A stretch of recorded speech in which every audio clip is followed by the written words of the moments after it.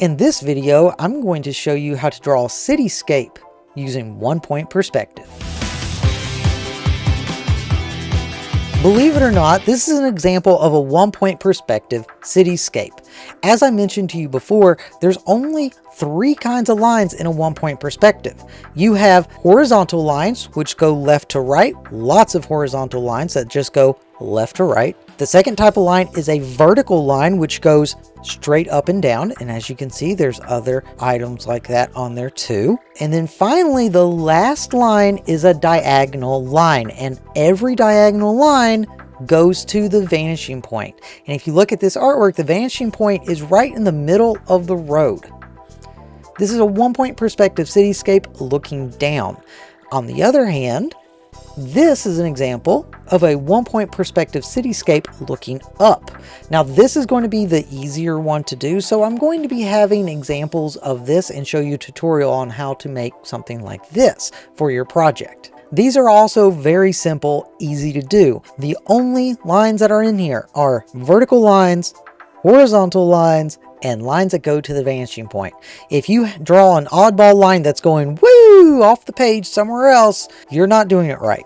It either goes to the vanishing point, it is horizontal, which is straight left and right, or vertical, which is straight up and down.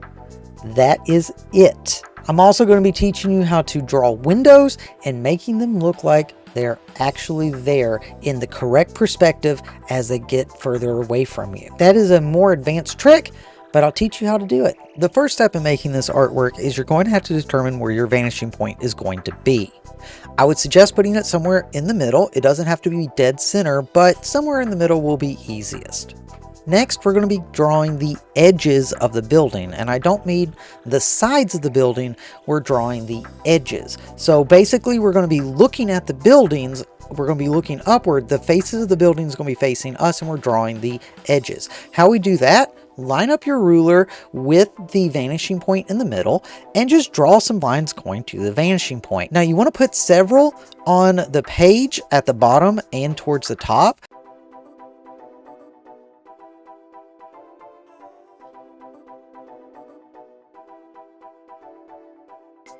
Once we have that done, now we're going to add in our horizontal lines. The horizontal lines are going to be the tops of the buildings.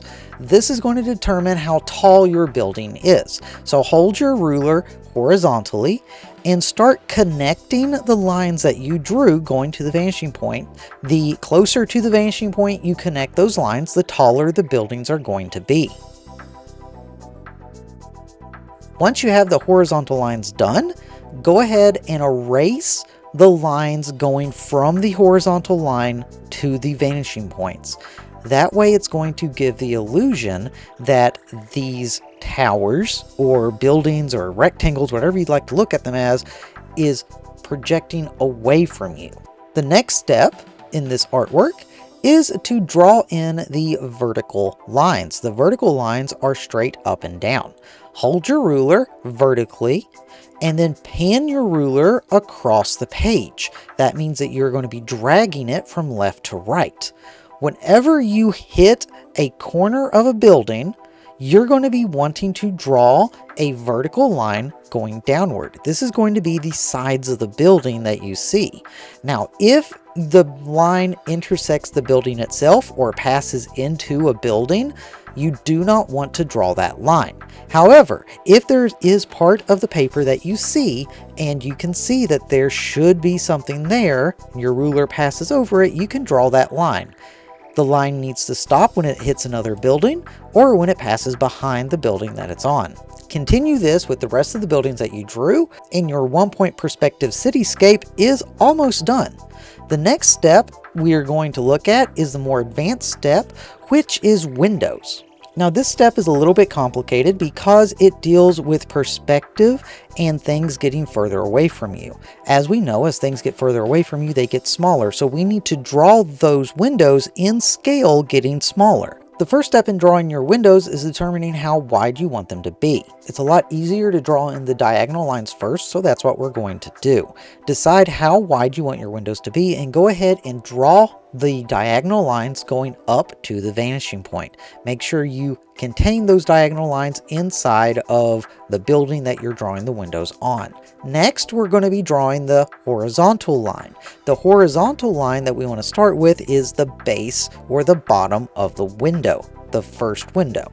Go ahead, draw in a horizontal line with how wide you want the window to be or the series of windows. Next, we're just going to kind of estimate how tall we want that window to be. Go ahead and draw another line for the top part of the window. Now, the next part that we're going to be doing, we're going to be determining how small to make the next window, because every window pane needs to get a little bit further away from us to give us the illusion of perspective. Start on the bottom corner of your first window, draw a dot, top, center, draw another dot. You are now going to connect those lines together and continue that line up until it hits the beginning of the next window. At that intersect point is going to be where your next horizontal line is going to lay. That will give you the correct perspective for windows moving forward. And you're going to do that for every window, every row of windows going up the building until the line gets so small that you can't distinguish them anymore. I'm going to show you this again so you can see it. Corner, middle, and where that line intersects, that's going to be your next window. Corner, middle, line for the window. Continue this up until you can no longer see distance between the window panes.